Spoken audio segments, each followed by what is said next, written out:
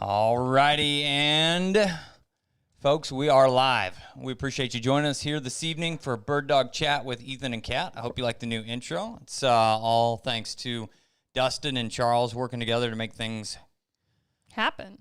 Cooler. Let's go with cooler. Yeah. I like it. Wanted to start off by saying anybody that's playing bingo this evening, I just went and cleared all the cards. So if you had a card, you're going to have to go make another one. If you don't know what we're talking about, you need to be a patron. And there is actually a link on Patreon that gives you the ability to get a card and play bingo with our idiosyncrasies of the evening, silly things that we do, whether that's bickering or specific topics we talk about. And this evening, I'm going to put Kat on the spot really quick. Did you make a decision? What are we giving away? A dummy launcher. Sweet. I hope we have some of those in stock because that's one that can be a little bit hit and miss. Let's check out standingstonesupply.com and see what the stock count says, and we can harass. Buy now. Well, click on it. Let's see here. How did you did you search that? Is that why it was there so fast, or did it just happen to be? I know the store pretty well. Rock and roll. Check that out. It says 9 available. Is that right? That's right. I don't know. Squint at it, babe. I was trying. Yeah, 9 available. So all of that being said, this evening's topic, and we'll kind of break this down. We'll cover this evening's topic, males versus females. And we're going to go through just a couple quick updates. I do want to say before we move any further, a huge thank you to everyone that is a patron. Patreon.com/Standing Stone Kennels. It's essentially a different social platform designed for creators, and it allows you to pay a subscription fee that helps support everything we do here at Standing Stone.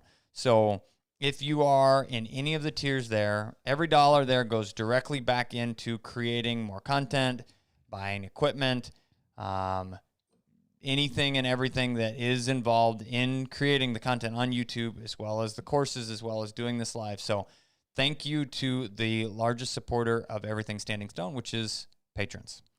It's you, all of you that are patrons. So yeah, and if you are new to tuning into our live chat, we kind of have a order of events. So we do a little spiel here at the beginning, thanking patrons, as well as making sure that everything is rolling as it should be. And then we talk about, the Bird Dog Bingo, and we do check-ins. Then we do a few of those little announcements we talked about, roll into our topic of the evening, which tonight is males versus females. And then we open up to answering questions. So if you're asking a question now, that's great. We'll get to it towards the end. If you've got a question that's burning a hole in your pocket, you can put a super chat on that, and we will give that priority when we get to doing questions. So I have me a big old rock. I made those. I got those prepped. A big old rock and some bourbon. This is a big one of my go-tos. It's easy to drink. It's not as easy to find depending on where you're at. It's getting easier again. But Buffalo Trace. And I'm enjoying my G&T for the evening. For anybody that doesn't know, that is juice and tonic. Gin and tonic, babe. Come on. Let's roll into some check-ins. I'll read those for you because you can't read the screen. Oh, let me help with that. Bigger. I didn't need that, but I do need our screen not to be covering that screen, though. That's part of things. I mean, there you go. There. I moved some stuff around. Yeah. We got it. Okay. Hello from Minnesota. Hey, Aaron. And, it keeps doing that jumping thing. Otsego, Minnesota. We've got a couple Minnesotans. Hey, Melanie. New Hampshire. We've got New Jersey. Hey, Miss Kelly. As well as Mac and Jackson. We've got Latrobe, Pennsylvania, Central Missouri, checking in, Atlanta, Massachusetts, Southern California, Central Illinois. Hi, all of you guys. I love seeing repeat names week after week after week. It's so fun. It's like, even if I've never met you, I feel like I know you guys through the Bird Dog Chat. We got, did I say Massachusetts, Southern California, Illinois? Yeah. Delano, Minnesota. Hit the like button. We appreciate that for sure. Hey, Angelo, Stony Creek, New York. Pretty Prairie, Annie. Huntsville, Alabama. Jackson Hole, Wyoming. Reno. Is that Nevada?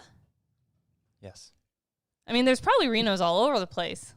Be more specific.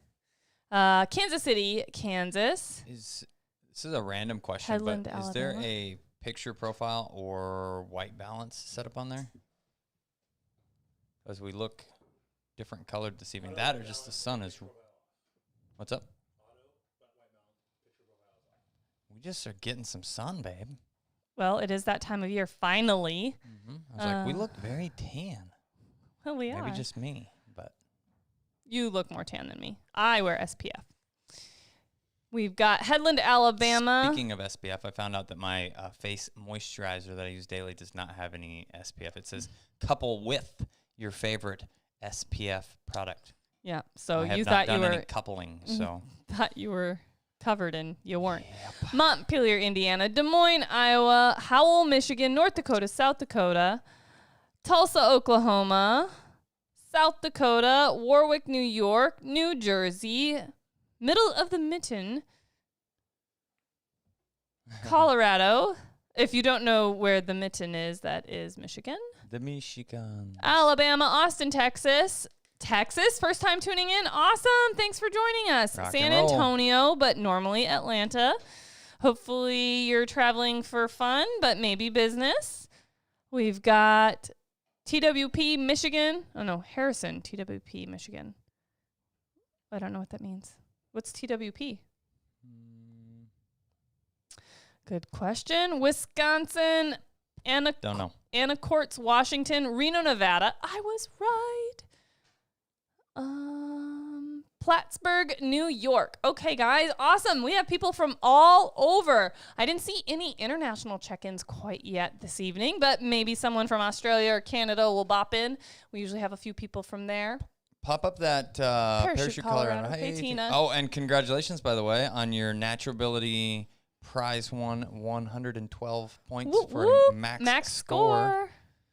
Hello from the UK. Oh, township. Oh, well, that makes sense. Yeah, township. TWP. Not a thing that we have here. We have counties and counties, I think. Townships, are townships equivalent to counties? No, townships would be what? Like your town? Like small town areas? I think they're under a certain number, so they don't have like a city council. or anything like that. Unincorporated. No, I think it's the next step above that. Shall we Google?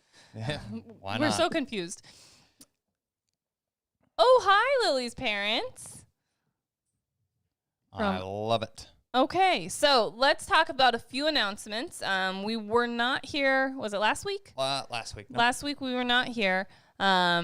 That was just kind of a crazy week with getting Hex back and from K-State. If you guys didn't know, he'd had foreign body removal surgery via median sternotomy, and he's home now.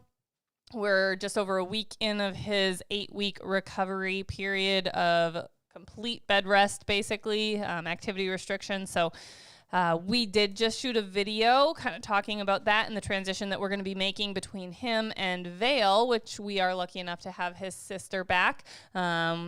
She was raised by Ian and Tara, and we got her back now. She's part of the El Tesoro program. And it was almost perfect timing because she's able to scoot right into the training series that Hex was doing so that we can continue that for you guys. Otherwise, it would obviously have to be put on hold until he is back in action for training. So, Some other fun announcements, though. Yeah. We did a quick bebop through the newly planted grass. And if you don't know what I'm talking about, we planted a whole bunch of grass. And I did a Habitat Project video that show not only the grass, but the new pond. And we did a little bop around this evening to take a look at. And according to the app on Charles' phone, there are a handful of things that we planted that are growing. There are a handful of things that are growing that were not planted, and they just are out there. But all in all, we should have ground cover, and eventually it will come up with, eventually this stuff that we planted should come up and spread, and it'll be grass and trainable and huntable cover by next year, and then hopefully, there it is, yeah, the Habitat Project kind of a fun little video to put together. Dustin and I had fun with it, so it's there for your viewing pleasure, if you will, on the Guy with the Pink Guns YouTube channel. Oh, Troy, thank you very much for the super chat. We appreciate that. Thank you to the Standing Stone team for your dedication to the breed and fans. Well, thank you so much. Another little announcement that I wanted to make, and my mind went blank. Oh, can I give a little? No, I won't sneak peek it yet. What About our big Monday plans. Oh, no. Okay. No sneak peeks on that bad boy. It's a busy Monday. Mm-hmm. We got a busy Monday. Yes. Now, there was a quick question here. Is the pond leaking? Oh. And the question to that is, I don't think so. We did get a bunch of rain, and I measured that the pond is approximately up 8 inches. So and it hasn't gone down. It has not gone down since we did the project. Since we did the project, I added a couple inches, and then I measured today from where that T-post, I put a T-post in the ground kind of on the dam edge, and here was the water edge. I put the T-post right here, and the water is now past the T-post, and to touch the ground, it is here, which is approximately 8 to 10 inches, and that's how much the pond is up in my very sophisticated way of measuring that. Great. Scientific. Long story short, there's a lot more water in the pond. It's not full by any means, but there's a lot more water in the pond now than there was. We'll measure how much we're losing. We should lose some to evaporation, but it shouldn't be losing inches per day, things like that at this point. So perfect. So let's go ahead and roll into our topic of the evening, unless you have any other announcements to make. Nope.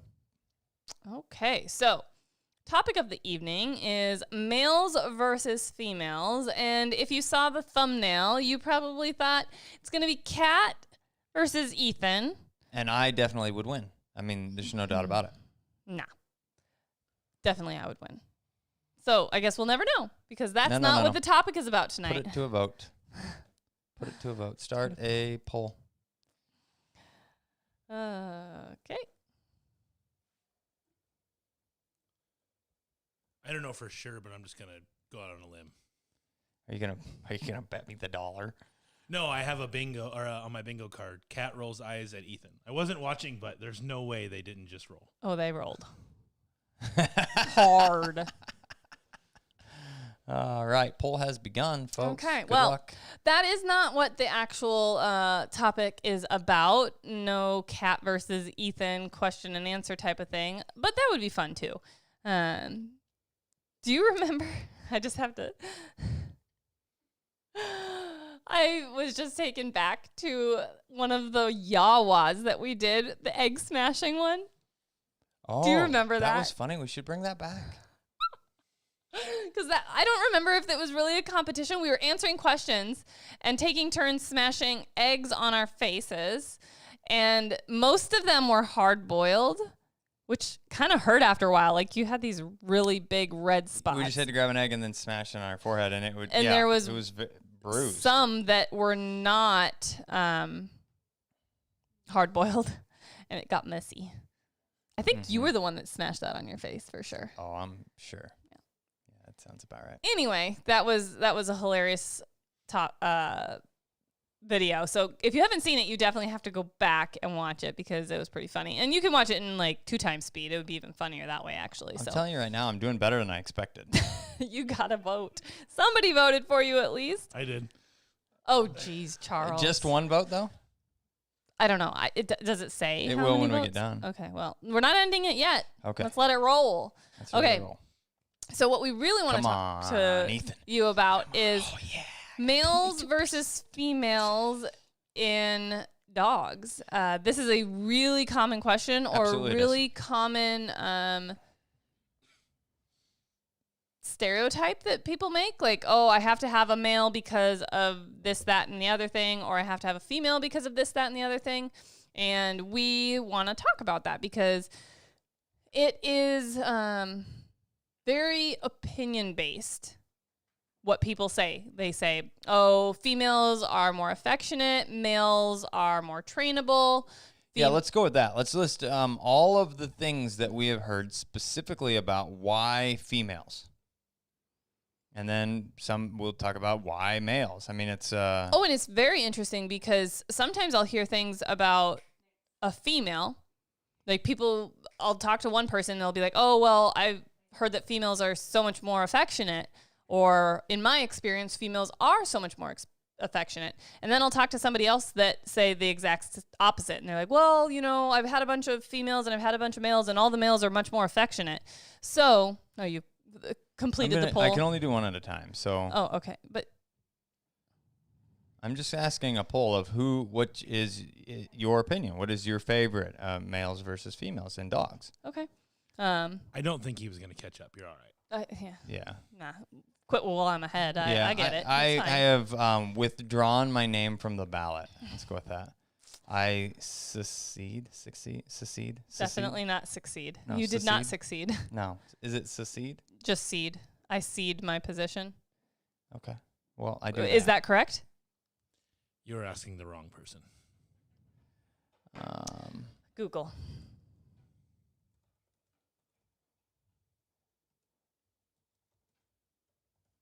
Oh, that's not what I wanted. Yeah. I'm still looking for the egg smashing Yawa. Oh, that'll be tough to find.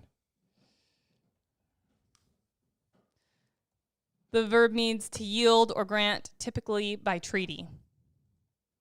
We didn't sign any treaties here. Well, basically, by ending the poll, you did. Concede. Sure. I'm with you. Post it. Okay. So we're going to ask your guys' opinion about males versus females here. Dogs, that is.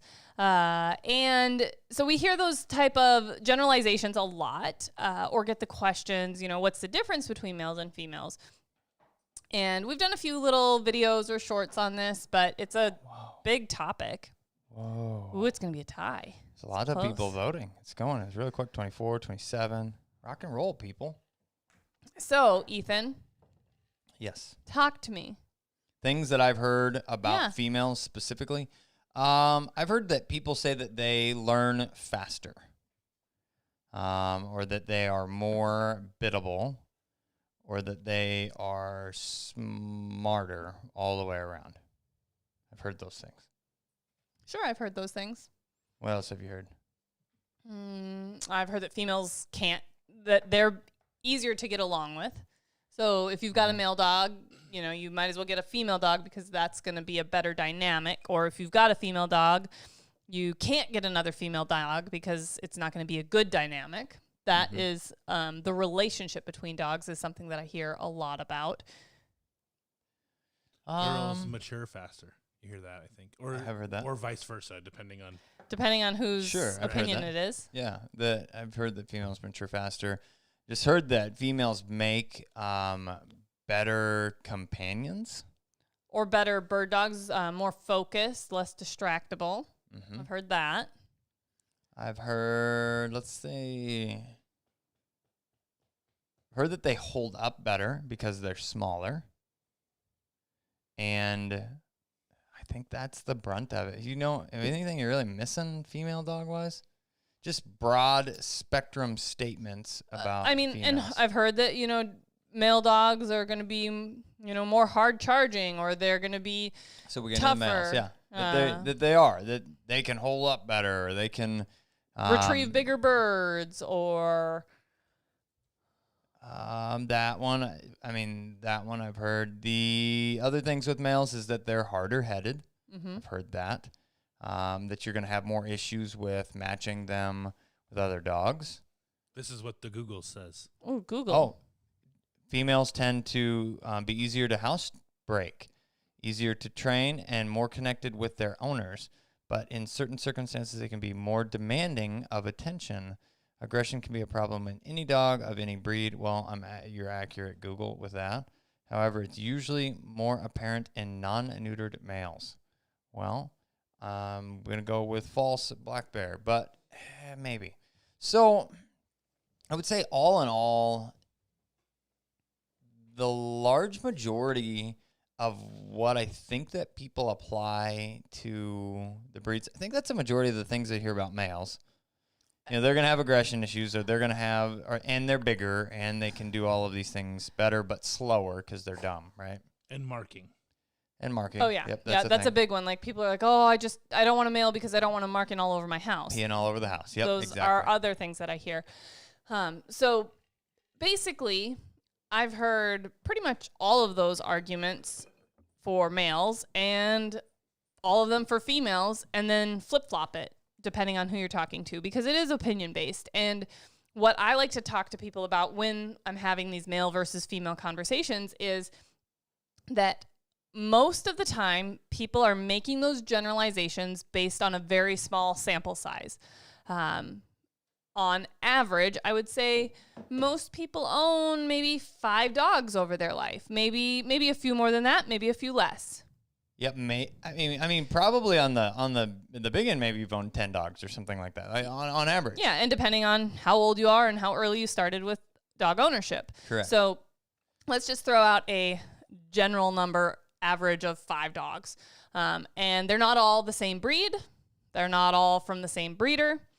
Some are male, some are female, that sort of thing. So you're really not comparing. Or they've all only been female, or they've all only been male, because, and what I see a lot of is grandpa had a female dog, or dad had a female dog and said that females were the best. Or, you know, Queenie, which was a name that was recycled 1,000 times with my own grandfather. I don't know if I actually ever got to meet any of the dogs named Queenie, because at that point in time, bird dogs were bird dogs, and they lived out there in the pen, so we weren't really supposed to go interact with them. But whatever, Queenie, you know, was the best dog that they ever had, right? So that means that females are the best dog, right? I mean, that's kind of where a lot of these generalizations are made. Yeah, and so that's what I wanted to touch on is you're pulling from a very small sample size, Yeah. and you're not comparing apples to apples. You're comparing apples to bananas, because you're not comparing the same breed sometimes, as well as you're not even comparing from the same breeder a lot of times. Correct. You know, you got one dog from this breeder and one dog from that breeder. So you're making comparisons all across the board, where we have the fortune and luxury, if you will, to have really big sample sizes, as well as get the opportunity to compare apples to apples. And what I mean by comparing apples to apples here is I will get, like, currently I have 4 dogs in from the same Trix Vex litter. So we've got Hex, we've got Vale, we've got Nellie, and we've got Misha. So I've got 4 dogs of that litter that I'm comparing. One of them's a male, 3 are females, but I'm getting to compare the puppies, you know, a big portion of the litter all at the same time. So now, before we go into this completely, I want to, Okay. so my short answer for everybody when they ask that question to us, I don't know, which is better, males or females, say the biggest thing that you can make as far as generalizations across males versus females is that most males are larger than most females. There is no alls or absolutes. Piper. Yeah, Piper's way bigger than Thunder. Specifically, Yeah. right? So, but that's an exception, right? So most males are larger than most females, which would apply in specific situations of could retrieve bigger birds easier. That is a real fact, that a larger dog has the potential to retrieve a larger bird easier than a smaller dog. Has the potential, okay? I want to say is more physically capable of it. Sure. Because I also believe retrieving has a big part to do with desire. You could have a big old dog that really could care less and is not super driven to retrieve, and they're like, man, picking up that giant goose Doesn't sound like fun. is going to be too much work. And then you get a little dog, whether, you know, it's just a different breed or, you know, it's a male that's small or a female that's small or whatever, that has more desire, more heart to do it. And they're going to do it better, potentially, than a dog that is larger that has less heart and less desire to do the task. Okay, I agree with So that. physically capable of it, sure. Yep.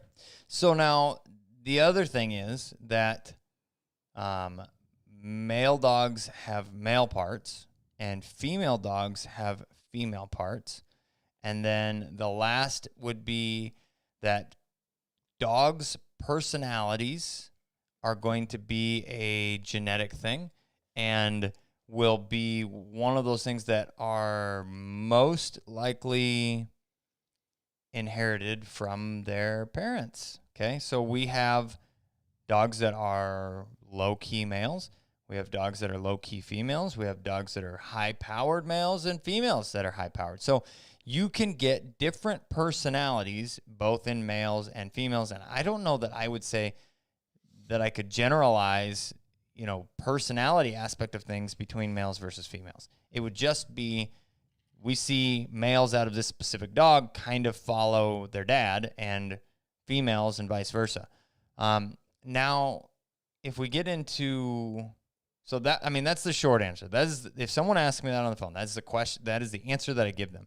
But if you break down more of the things specifically, an example being, like Google was saying, house training. I would say my personal experience is that males have been easier to potty train because they're less likely, and this would be the truth, they're less likely to get urinary tract infections or UTIs or bladder infections, or because males' little parts don't touch the ground and female parts do touch the ground, which when they're really little, especially, and they're squatting to pee, which they both still squat to pee at that stage. Yep, and that increases their chances to introduce bacteria to the areas. And so we've probably personally had more issues with the lots of dogs that we have raised over the years from a female standpoint of the potential of UTIs, but struggling with. Correct. But even I would say that genetically speaking, and we've tracked this as well, if we have issues with dogs that kind of struggle a little bit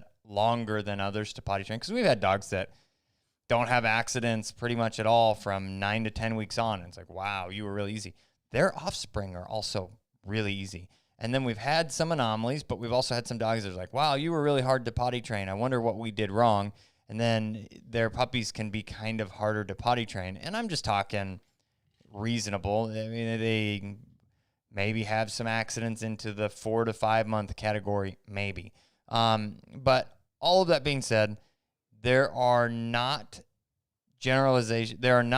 absolutes that can be applied across males versus females.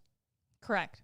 And that's what I always tell people. So I explain your reasoning of males are typically bigger, females are typically smaller, male parts, female parts, And then I always tell people, and males from a marking standpoint, if they are raised in the house as part of the family and they understand house manners as a puppy, that is going to carry over when they start to learn how to mark.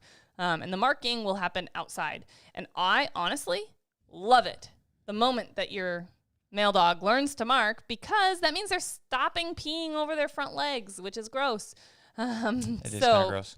It's nice when they finally lift their leg to pee on something, because that means they're not peeing on their front legs, which I enjoy that, not having to clean their front legs when they come in the house every single time. Now, if you apply one of the other thought processes, which would be compatibility between dogs. So if you are familiar at all with the horse world, I would say that the average person would say a gelding, which would be a neutered male, would be the easiest to have around because they don't have the hormones driving attitude and or desire to do things they're not supposed to or whatever. Gelded horses are supposed to be the easiest.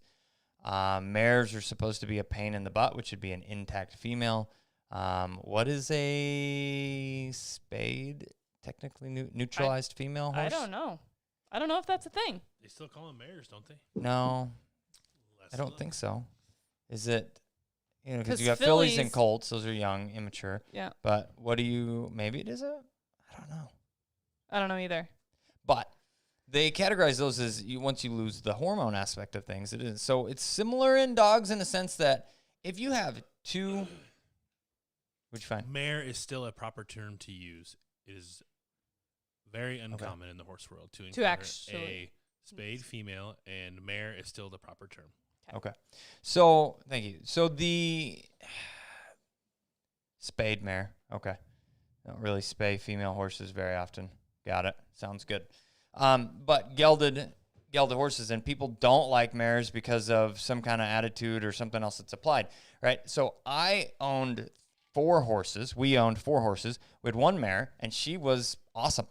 I mean, she listened. She was willing to work. She was smart. She had all of the things, and I trained her myself. She was super easy. She was very willing to do all of this stuff. Now, every gelding that we had was a giant pain in the butt. They lacked wanting to work. They were plotty. I don't know. They just were pukey. I had 1 horse that was not a buckskin. What was he? Palomino. And I was working with the 2 at the same time. I had young horses, and I thought, I can do this. I train animals, which I had no idea what I was doing, and I figured it out, watched some YouTube videos.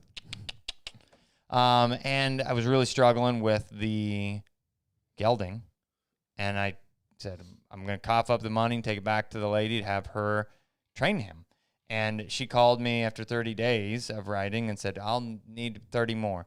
And she called me after those 30 days and said, we're going to get you a different horse, because I was like, all right, so it's not me. Do you think that was breeding? Because Journey was a very well-papered horse. He was from the same lady. So I don't know. He was slightly differently bred, but from the same gal. So similar breeder. Same breeder, so similar-esque. Similar-esque lines. But even her, she just said, meh. And she said, I know the guy that can ride this horse, and just need to go put him to work and teach him that he doesn't need to be a turd anymore, I guess. So whatever it may be, maybe it was the things that I did that caused that. There is the potential of me not doing things right could have created this, but we're getting off topic a little bit. It just ultimately, my experience with gelded horses was him, and then we got a replacement for him, and then we got a walking horse, and all of them were turds.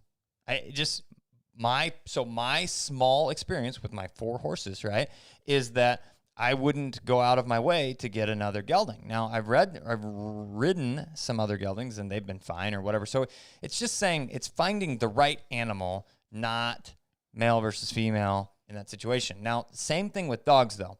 So you can have intact females, and they can have, they're given the title BITCH for a reason, okay? They can have just as many butting heads, dominance, struggles. If you've got a pack of intact females, they can have problems with each other, even just a pair. One of the dogs we'd heard, it was a while ago, it was a mother-daughter situation. They were both mature, intact, and they almost killed each other because they just had butting head problems, right? So it can happen in females. I would say it's probably slightly more common to happen in male dogs, like testosterone driven, yeah.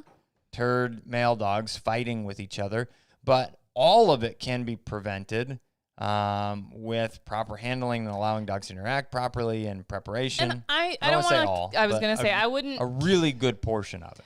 I think that a lot of the problems with dog interactions, whether that's male to male, female to female, or male and female, is because people didn't necessarily recognize some of the early signs and nip it in the bud. Yeah. And then the dogs were allowed to kind of work things out, and it escalated even unbeknownst to the owners, because some of those initial dominant struggle and alpha versus beta struggles are pretty subtle at first. And if you aren't real great at reading dogs or don't have a lot of experience with it, you could miss those things. And I think it's just turn a blind eye to, or just, whatever. Let them work it out. That's another common thing that we hear is, I just let them work it out. And sometimes that works. Sometimes that escalates to the point of 2 dogs trying to kill themselves. Or just aggressive type of behaviors, grumping at each other, snapping at each other, and one of the dogs, quote unquote, gives in, and then it doesn't go anywhere. So, but it still is, in our opinion, not the way that should really be handled, and can easily escalate. or the wrong dog gets communicated that way. You know, a new dog in the pack gets communicated that way, and they're like, I'm not having it, and then we have a problem. The handful of dogs can solve their issues pretty well with minimal issues if they're allowed to sort these things out on their own. But then said dog that decided that they were doing the brunt of the sorting takes that personality and attitude to a new environment, and then they run into the dog that runs that situation. Then all of a sudden, you let dogs out in the morning to walk into your hunting blind or what have you, or you're back at the truck after a field walk and everybody's been out and done their thing, and now you've got dog A drinking out of the water bowl that's down, and dog B comes up and says, this is my water bowl, and then they say, no, and then all of a sudden you got two dogs trying to kill each other over a water bowl after hunting together all day. So those things are very much a thing, okay? We don't allow any of that type of communication here. We handle all of it. And it was brought to it was an argument to that, which was basically if you're not around them all the time, you don't have control over what they're doing all the time, right? So they need to understand how to properly communicate with each other. And I mean, the number of times that I'm not around enough that I could help to oversee that is pretty small with our dogs, as well as because they don't know it's an option to communicate with other dogs that way. Our dogs are almost never, in fact, I can't think of my dog instigated an issue with another dog situation in all of the years. I cannot think of my dog instigated another situation. I can say there have been a couple times where one of my dogs has tried to stand their ground. Nick's got jumped by some dog years ago. Literally bit on the butthole. Yeah, and it was bad. We had to go get stitches and whatever else. No, we couldn't get stitches because of the location, and we had to keep it clean, and he had to be on stool softeners and stuff because literally right up in there. Anyway. But I'm saying that situation was he turned around and tried to protect himself, right? But it didn't go anywhere from there. Because we also stepped in and immediately. But I can't think of a single, and that type of personality is not something that I would keep around and attempt to breed either. Right. So, but none of my personal dogs have ever been instigators. And there's been very, very, very few times that even if they've been jumped, because that happens pretty regularly. If I go hunt with new people or something else, somebody's dog grumps over the water bowl, this exact situation that I just explained, or grumps about coming near their pickup truck or tailgate or whatever they may feel like they're claiming or protecting. Resource guarding of some form. Because they're not used to the new dogs and the commotion or whatever. Our dogs typically, borderline tuck tail and go, oh gosh, I'm so sorry. I don't know what I did here because I know that I'm not supposed to fight or grump or do any of these things. So I'm just going to go over that way. Or they'll roll on their back and completely submit. Oh my goodness. So sorry. Yeah. So all of that being said, you can have issues with intact males. You can have issues with intact females. You can have issues with dogs that just aren't developed properly, whether that be fear or dominance based. Like, I'm apprehensive of you. You've now come too close to me too fast. And socialization based, because some dogs just don't know how to properly play either. They play improperly, and it's not aggression. It's just improper play. And then the other is that neutered males and females can pretty much work together interchangeably, and there's no real issues. So even on the opposite, so if you're trying to see what is the best match, your least likely to cause problems match would be male and female together, where one of them or both of them are spayed or neutered.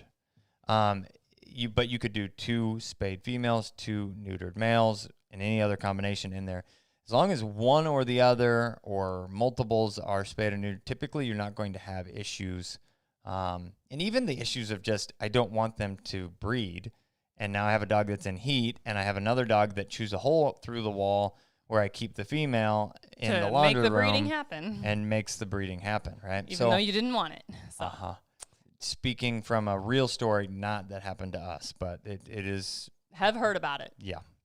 So, coming back full circle to males versus females and that conversation, I always tell people, it's a GDIY hat. Cover your face. Ta-da! Okay. So coming back full circle to males versus females and the differences, I always tell people the same thing that we just talked about, but also you are going to see, once you've chosen a breed and a breeder, bigger differences between litters than you are within a litter of males and females. So breeding X between mom and dad is going to throw different personalities from our standpoint than breeding Z with this mom and dad. And that's because mom and dad throw personality, ability, temperament into their puppies. So if you've got different parents that have different personalities in litter A, and litter Z has different parents and personalities and things like that, that's where you're going to see your biggest differences, is comparing puppies from this litter to puppies from this litter, not puppies within a litter. So now that we've made that abundantly clear that really there isn't a difference between males and females, I've seen some other people making generalizations, and I've heard things like that male dogs bond better to female owners and vice versa. I would not say that that's true. I would say that Charles, for example, owns only female dogs. Yep. But we own both. And Nick's, he's over there now. He was over here. I don't know if I could hear you very well. You can't hear me? Me? Oh, yeah. Yeah. You just I just got to closer. get close. Yeah, he wasn't talking into the microphone. So if anybody asks, who's Nick's dog? That's me. Was that a rhetorical question, or did you want me to answer? Nick's is Kat's dog. Absolutely. 100%. Yeah. So, and he doesn't listen to her any better than he does me, but she definitely claims him. To anybody. He doesn't listen to He does anyone, what he wants. Yes. I do what I want. 100%. But you probably couldn't really and see Questy it. Pup is definitely my dog. Absolutely not. She's also my dog. All the dogs are my dog. She hates me. Oh, shoot. But, but we got a Master Hunter title together. And we're going to get a utility title together. I'm excited. I am too. Me too. We're all excited. Quest, are you excited? That's excited for Quest. Ooh, for bingo, do they tail have to say Thunderbutt or just Thunder? I believe that spot is talking about Thunder, and the specific Thunder would be the Thunderbutt, which we have talked about, the Thunderbutt. So yeah. Anyway, so I wouldn't say that a dog bonds better male versus female, that sort of thing, because Quest's definitely my dog. Nick's definitely my dog. They hop up in bed with me, snuggle. Ethan walks in the room, and they're like, "Meh, I'm out." Who would be my current dog? Thunder looks to you. Yeah, 1,000%. Yeah, that's true. Yeah, Thunder's my he dog. definitely is. The old Thunderbutt. There it is. 100% organically spoken Thunderbutt. Da-da-na-na. He's my buddy. Quest does share the same birthday as Ethan, and she regrets every minute of it. Because I make her be a dog scarf every year. But we have a new litter that was born. Was it Muddy Zang? I think technically the litter started being born at like 11 something, right? Yeah, but the majority. So this is something that I don't know if anybody knows. So if you are a breeder and you have a litter that is born, for example, started being born 5/18 at 11:45 for the first puppy, the rest of the puppies were all born 5/19. I am going to register those puppies for 5/19 as their birth date, because that's when the majority of the puppies were born. Then there is a litter on your birthday. But it was Muddy, right? Yeah, Muddy Zang. Yeah, that's what I thought. Yeah. I don't 100% remember. I watched the entire first season of Tulsa Kings. Yeah. Well, I was like, okay, I'm going to stay up all night. Let's do something productive. And on the topic of male and female, so name something a male does that just pick something and say that a male does it, but a female doesn't. Lift their leg to pee. Okay. Nope. Yep. Mine do it. Yep. Females will squat and lift one leg and mark. Oh yeah. Timber's number one Especially if they're in heat. They mark, and Humping? I have seen them. Oh, yeah, they'll hump. Yep, they hump. Yep. It's true. Get a house full of girls, and you'll see every single thing that a boy dog does. Have you ever been to a sorority house? Totally joking. That's Charles's house. Yeah, I'm the only male at my house. Are you the janitor? No. Oh, okay. Okay, guys, that was a great topic. I hope you guys learned a lot, got some valuable information, helped you maybe decide. Males don't go into heat. That is very accurate. But we also have four at our house that don't come into heat. But honestly, I have heard people say that females come into heat twice a year, and males are in heat. Intact males are in heat all the time because True. Females only think about being bred during those 2 times. Males are like, give me something and it's a fence post, I'll breed it. So they don't breed from their vagina. No. But that comes down to the whole males have male parts, females have female parts statement. That is the biggest absolute difference between them. Yeah. But technically heat, bleeding, that sort of thing, yeah, for sure. The males don't do that. But brain-wise, sometimes their brains shut off a little bit, and that's definitely something that we work on. But that would be applied. I mean, it does apply to both, right? So males driven by a female in season go a little bit crazy, but also females can be off their game when they're on their cycles, whatever. They're having a heat cycle, and they can either be goofy or some of them aren't affected at all, but some of them definitely just is like, what is wrong with you? Oh, yeah, you're in heat. That's right. But we specifically prepare for that. Not that very many tests allow females in season to run. And even if they do, it's at the very end of the event and all of these other kind of things. But it's one of those that we run intact stud dogs specifically with females in season in the field because of the level of distraction it can pose and needing to prepare them to handle that level of distraction in case it ever comes up. We also, this is a huge pet peeve of mine, when we are hunting, our male dogs get one. They get one pee in the field. Yeah. We are not marking bush to bush to bush to bush to bush, grass clump to grass clump to grass clump. That is There's another part to this. Continue, but there's another part to this. That's a not active, productive search. That's annoying. So very much so. We, my dogs come out in the field and they have to pee. Sure, go for it, pee. But you get one. Then it's not run to the next bush and start peeing. I will gently vibrate, move you along, redirect that. Say, hey, let's keep moving, guys. We got hunting to do, not peeing to do. So what was your little bit of that? Aaron, thank you for the super chat. We appreciate the support. Excited to help you with a pup, too, in the future. I'll let you know when your deposit shows up in the mail. Absolutely. Now, what I was going to say, though, with that specifically is when we develop young dogs, we don't give what the average person does or kind of feels like they're required to or has to or maybe only has the option to. When we run young dogs that are not specifically in structured things, right? So there's a bird X amount of distance. This is a structured, you're going to go point birds type of situation. They're running fast enough, typically with a four-wheeler or a mule or an ATV of some sort, and we keep them at a pace that doesn't allow them time. It's not sprinting everywhere, but it doesn't allow them time to slow down and think, I have time to pee on all of these things. It's, I've got to keep moving and I've got to keep up. And that conditions a behavior that moves on through life.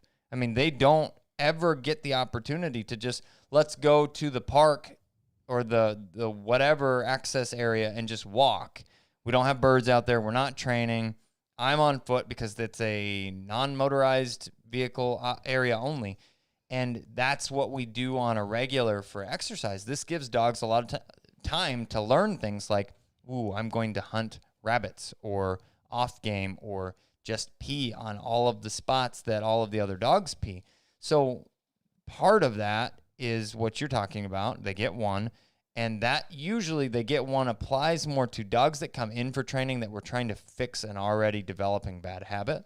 With our dogs, I don't know that I've ever seen one of our dogs ever have an issue. No. Right? So it's because we prevent them from learning how to do that from a young age on. Neurotic marking is not something that is allowed here with our boys. So correct. So let's open it up to questions before we run out of time. Did any of them come? Did anybody have any questions come through yet? I haven't been paying attention to questions. I saw the couple super chats pop up, so need to kind of scroll through unless Charles has seen any that are specifically good questions to pop up. I haven't looked, but I know there's one very top. Very top. I don't know if it's good or bad. I just know it's. Oh, and the poll ending thus far, we did have a lot of people very vote. Close, that's awesome. Though. Yeah. So a pretty even split with female dogs coming in on top, and I would say that the majority, I think that falls pretty tightly to the requests. Yep. Like, I would say on average, if we ever have extra of something, it's typically a male. It's typically whatever we have extra of is not what people want. Because we did have an entire litter of females. This was years ago, but we had an entire litter of females, and everybody that called wanted males. I was like, oh, wow, this is the one time we have extra females and nobody wants them. But it's not been the case for a little while. So it is a pretty even split with majority rule. Females is, so y'all are normal. Here's a good question from Practical Outdoorist. What age should I spay my female as I do not want to breed? So in our puppy purchase agreement, I heard a fun one about this. Okay. Go ahead. We require the dogs to be a minimum of a year old before they're spayed or neutered. Which is on the bottom end of what you would want to wait, but it's kind of at least sets the bar of keep on keeping on, please. Yep. So a minimum of a year. If you can make it to 2, great. And the reason behind that is we want as much physical development to happen as possible before we do any spaying and neutering, because those dogs need those hormones for proper growth and development. And the majority of the, growing happens by a year. They typically don't get a lot taller. They just muscle out and fill out a little bit more after that. And joints and ligaments and things like that are pretty close to done by that point. So, and I do know that there are breeding or boarding facilities, doggy daycares, things like that require dogs to be spayed or neutered before they can attend to things like that. So, as well as there are a ton of a ton of veterinarians too that push their clients to set up and schedule a spay or a neuter at like 6 months old, or hey, your puppy's coming in for their, next round of shots. Let's go ahead and get them spayed at 5 months old, something like that. And so then even people that have gone and signed our puppy purchase agreement, they will reach back out to me and say, hey, we set up our vet appointment and our vet wants us to schedule our, spay or our neuter. I'm like, wait, guys, you signed this puppy purchase agreement that said you're going to wait at least a year because of this, that, and the other thing. You need to wait. So it would actually void our puppy 100% health guarantee if you would spay or neuter before a year, because like I was saying, those dogs need those hormones for proper growth and development. And there are studies showing a correlation between early spays and neuters and joint issues like OCD and CCL tears and things like that. So we want to minimize the risk of those things happening by keeping our dogs intact for as long as possible, but a minimum of a year. And I don't want to say as long as possible either, because obviously, I don't want to say obviously either because not everybody knows, but the risk for things like pyometra, ovarian cancer, mammary cancer, things like that do increase the older the dog gets. So, not saying keep them intact for as long as possible and I'm going to finally spay them at 5 or 7. Well, we don't necessarily need to wait that long either. It's a sliding scale with that. So here's a couple things. When I had this conversation with Peter, he kind of explained it as it is a sliding scale. So, like let's say before their first heat cycle, there's a 99% chance of not having those type of female related cancer issues. Okay. And then after their first heat cycle, maybe it goes to now there's a 95%. Now there's a 5% chance increase that this could happen. And then, yes, this is a good one. And then let's say there's the next one is there's the third cycle, the fourth cycle.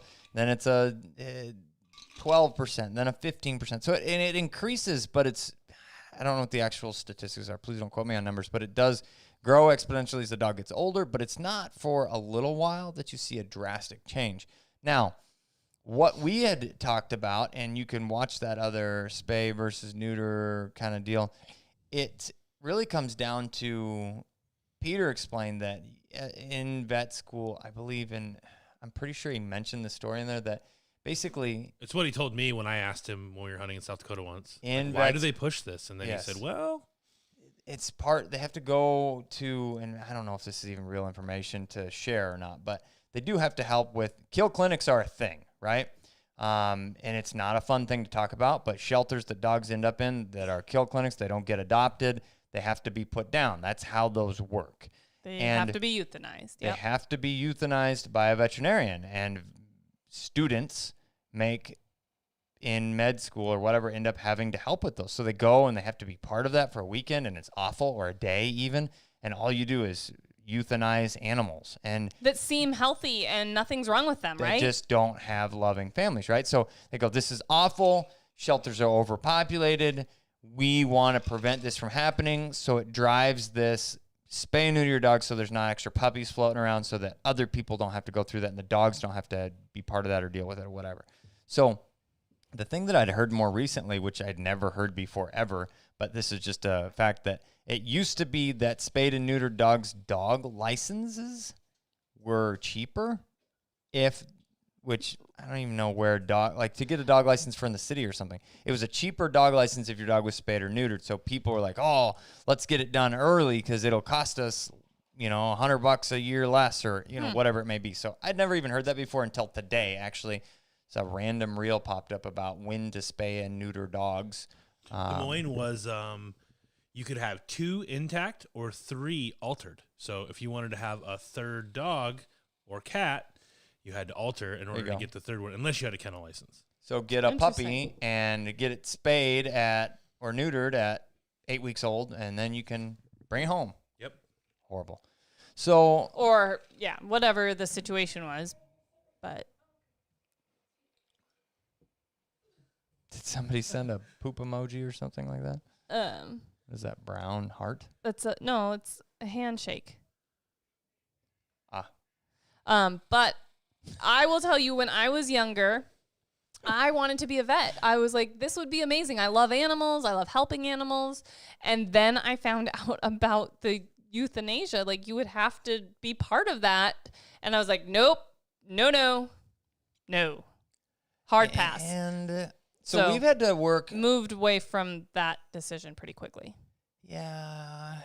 We had a situation a while back that we did work with the local clinic, and I don't remember. They bill us for everything, so I don't remember if they actually charge us, or I didn't look at the bill close enough if they charge us for euthanasia. But I know Peter specifically has made it very clear that he doesn't charge to put animals down because he said, I don't want to make my money that way, right? I mean, he said most of the people that bring animals in, it's the dog's time, or it's the right thing to do at that point in time. And he says, it's a bad enough time for them to have to experience, not to have a bill on top of it. And it's not the end of the world in my perspective from cost and time involved and whatever else. So I would rather not. But off on a dark topic. Apologize for that. Do we have one more question? Let's bring it back up here. Dun, dun, dun. Lots of comments on males versus females, people's opinions. Female is a machine. I'm with you. One of the strongest dogs I've ever met's a female, and her daughter. Are you talking about Breezy and Yahtzee? Yes. Yeah. Jeez Louise. Yeah. They are strong. I saw Yahtzee today, and I'm like, that's Yahtzee? I thought that was Breezy. Like, she's popping muscles and all the things, and she's not even a year yet. I mean, she's close, but... Mm-hmm. Yeah, she's... Standing Stone did it again. We basically cloned Breezy somehow. I don't know how, because Bree and Ringo are not the same. No, I know. Difference. But I got a little took baby. I got more a little after Breezy, but yeah, for sure. Yeah, here, where I'm at, they are $35 cheaper per year for fixed animals. Des Moines was the same way, too. They were cheaper, but also they put the extra caveat of if you wanted a third animal, that's what you had to do. Yeah, lots of discounts. I'm looking for one more question. Did you see anything? Doesn't look like it.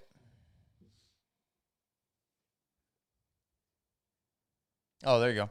Is there anything specific I need for a female GSP versus a male, or do females take to toys and training items better than males? I would say you don't need anything specific for a female versus a male other than heat panties. If you go through a first heat cycle, those are super helpful. You can get them on Amazon.com. They're basically a little diaper that has a tail cut out and it velcros or snaps around their waist, and you can put panty liners and stuff in them. It's really nice to have in the house while your female's in there with you. Just remember to take it off before you send them outside to potty, because they will definitely just squat and pee right through it. Speaking from experience. Ah, yes. It's Yeah. like, God dang it. Like, why? I forgot. Yeah. Oops. So I don't see any other questions. mostly it great. was just It's a like great some conversation. generalizations Yeah, about absolutely. males and females. Yeah, absolutely. So, guys, thank you guys for tuning in. I think we plan on being here next week. Let me check. Did we the get a bingo? calendar. Was there a bingo? I didn't hear anybody see say one. bingo. Let me check cards and see. This one shows nope. Well, we I think mentioned that. Maybe. I said I don't know. I don't know. Well, guys, no bingos this evening. no bingos tonight. Thank you guys for watching. We will be back next week. We plan on it. So look for the announcement on Instagram. On Monday. Yep. We usually try and get those out right away. But thank you all for watching. I'm Kat the dog trainer. I'm the guy with the pink gun. We'll see you next week. Peace.